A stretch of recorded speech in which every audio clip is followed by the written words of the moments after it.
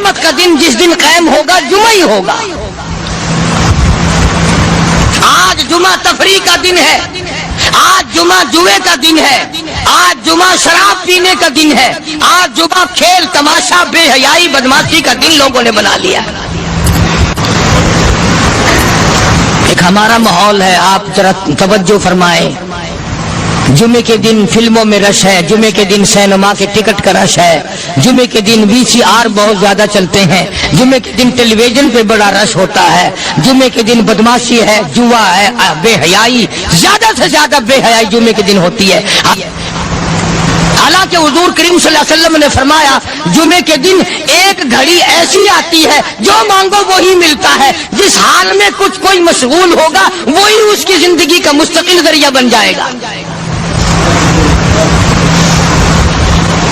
کون سمجھائے تمہیں؟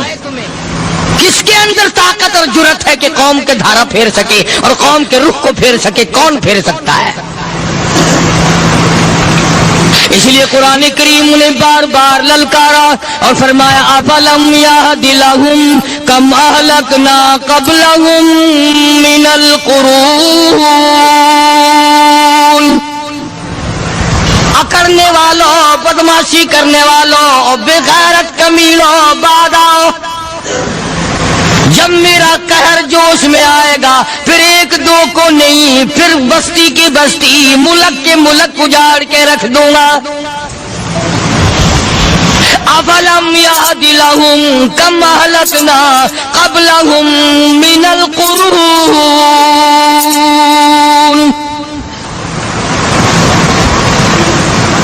میں نے قرن کے قرن اجاڑ دیے، میں نے روئے زمین کے مالک اجاڑ دیے، میں نے ملکوں کے بادشاہ اجاڑ دیے، میں نے وزیر اعظم اجاڑ دیے، میں نے گورنروں سے بھیک کے ٹکڑے منگوا دیے. میں وہ خدا ہوں وَتُعِزُّ مَن تَشَاءُ وَتُذِلُّ مَن تَشَاءُ بِيَدِكَ الْخَيْرُ إِنَّكَ عَلَى كُلِّ شَيْءٍ قَدِيرٌ.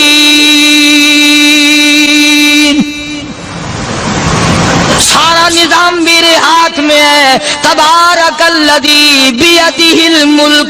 برکتیں میرے پاس ہے، رحمت میرے پاس ہے، خیر میرے پاس ہے، بھلائی میرے پاس ہے، سلامتی کے خزانے میرے پاس ہے، امن کے خزانے میرے پاس ہے. وَهُوَ عَلَى بِيَدِهِ الْمُلْكُ. ملک میں راج میرا. وَهُوَ عَلَى كُلِّ شَيْءٍ قَدِيرٌ. ذرے ذرے پہ قبضہ میرا، پتے پتے پہ قبضہ میرا، پہاڑ کی ایک ایک کنکر پہ قبضہ میرا، سمندر کے قطرے قطرے پہ قبضہ میرا. تو ہوتا کون آ کر کرنے والا؟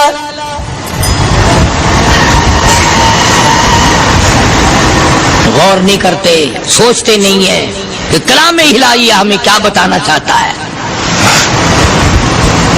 جناب عثمان رضی اللہ تعالیٰ عنہ فرماتے ہیں اور لوگوں میں نے ساری زندگی گزار دی، اسلام کے بعد جس دن سے میں نے کلمہ پڑھا آخری دم تک کوئی جمعہ ایسا نہیں، کوئی جمعہ ایسا نہیں گزرا اللہ کے نام پر میں نے ایک غلام خرید کے آزاد نہ کیا ہو. پہلے لوگ بھی جمعے کے دن درود پاک کی کثرت کرتے تھے، خیرات کیا کرتے تھے کہ 8 دن کا کفارہ ہو جائے، اللہ تبارک و تعالی راضی ہو جائے.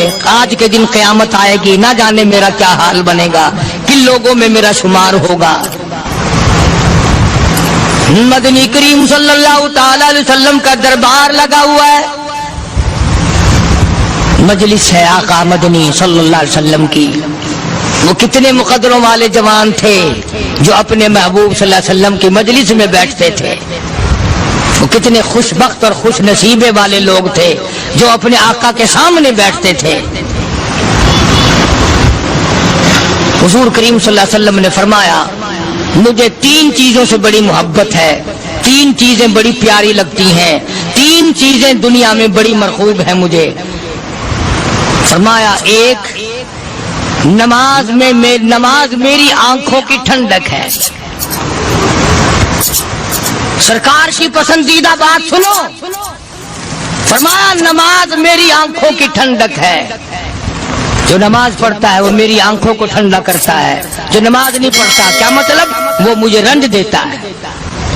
اور جامع ترمذی میں ایک حدیث موجود ہے، ارشاد ہے حضور کریم سب کہہ دو صلی اللہ علیہ وسلم کا، فرمایا کہ ہر پیر کے دن، ہر جمعرات کے دن ہر امتی کا نامہ اعمال میرے سامنے پیش کیا جاتا ہے،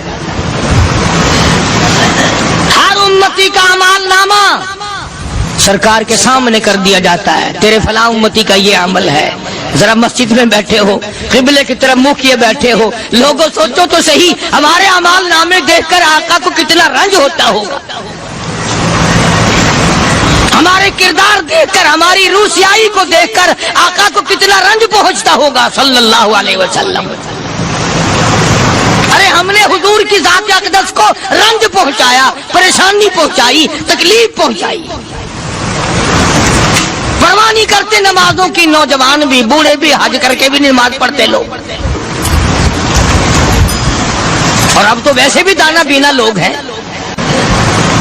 تو آپ نے ارشاد فرمایا کہ میری آنکھوں کی ٹھنڈک نماز میں ہے، تین چیزیں مجھے پیاری ہیں پوری دنیا میں، تین چیزیں پسندیدہ ہیں میری۔ سب سے پہلی فرمایا نماز میری آنکھوں کی ٹھنڈک ہے، قرۃ عینی فی الصلاۃ او کما قال النبی صلی اللہ علیہ وسلم، فرمایا جس آدمی، جس امتی کا یہ دل کرے کہ میں نبی کی آنکھ ٹھنڈی ہو، اسے چاہیے کہ نماز پابندی سے پڑھے۔ دوسرا فرمایا وفادار عورت مجھے بڑی پسند ہے، حضور کریم صلی اللہ علیہ وسلم نے فرمایا وفادار عورت، ہائے ہائے ہماری ماؤں سے زیادہ وفادار کون ہوں گی؟ جناب عائشہ صدیقہ رضی اللہ تعالیٰ عنہ فرماتی ہیں کالی کملی والے کے گھر میں 3 مہینے چولہے میں آگ نہیں جلتی تھی،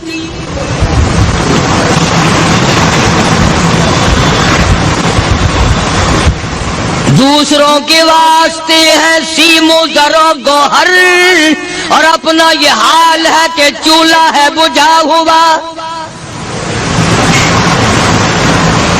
جناب عائشہ صدیقہ رضی اللہ تعالیٰ عنہ فرماتی ہیں ہمیں 24 گھنٹے میں ایک پانی کا پیالہ اور ایک کھجور کا دانہ ملا کرتا تھا۔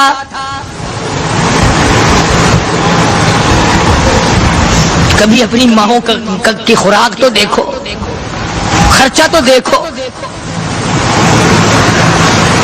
اور اگلی بات سنو تو حیران ہو جاؤ۔